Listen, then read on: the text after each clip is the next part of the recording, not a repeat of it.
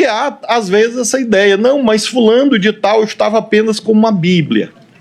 Eu, de fato, ministro Alexandre, imagino, pela minha fé religiosa, que se a pessoa passa em frente à Catedral de Brasília, nos edifícios mais belos da arquitetura do mundo, e resolve rezar, ela não vai rezar na frente do Congresso Nacional.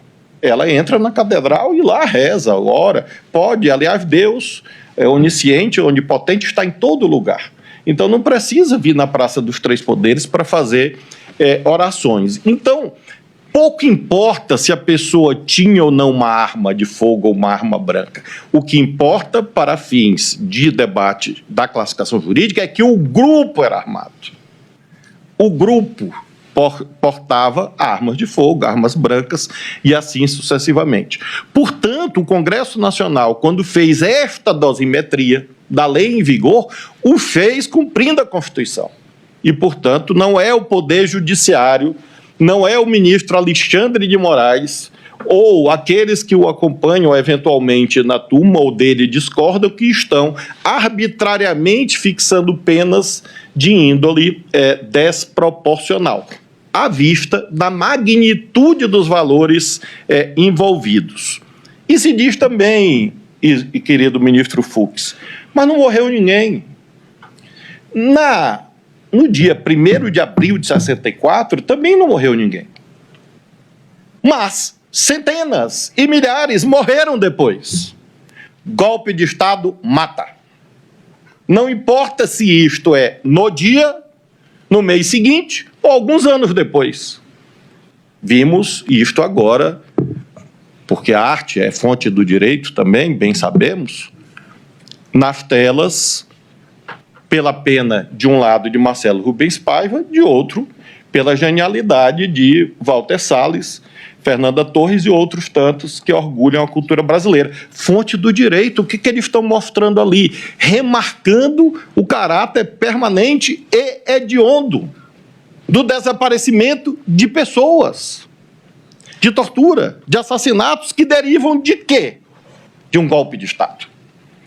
Então, aqueles que nos anos 20 e 30 do século XX normalizaram a chegada de Mussolini e Hitler ao poder, dizendo, este é um processo normal, certamente se arrependeram quando viram as consequências nos odientos campos de concentração, vitimando o povo judeu e outras tantas minorias na Europa.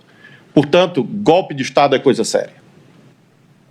É falsa a ideia de que um golpe de Estado, ou uma tentativa de golpe de Estado, porque não resultou em mortes naquele dia, é uma infração penal de menor potencial ofensivo ou suscetível de aplicação até de um princípio da insignificância, a excluir a tipicidade. Isto é uma desonra à memória nacional. Esse tipo de raciocínio é uma agressão às famílias que perderam familiares no momento de trevas da vida brasileira. E isto reverbera em um tribunal na medida em que, repito, nós não estamos aqui friamente cumprindo a ordem jurídica sem levar em conta aquilo que o ministro Fux, meu amigo tão querido, sempre lembra quanto ao consequencialismo, que é um mandamento legal. Um tribunal constitucional, ele não pode ser consequencialista. Ele é obrigado a ser consequencialista.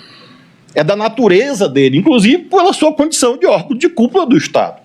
Então, sob todos esses aspectos, eminente presidente Cristiano Zanin, penso que, se não morreu, poderia ter morrido.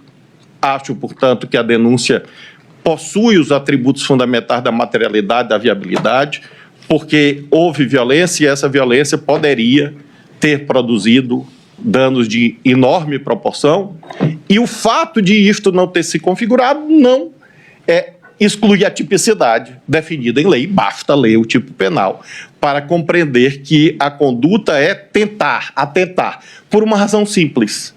Se fosse consumado, o golpe de Estado não tinha viabilidade na persecução penal, porque não haveria juízes para julgar.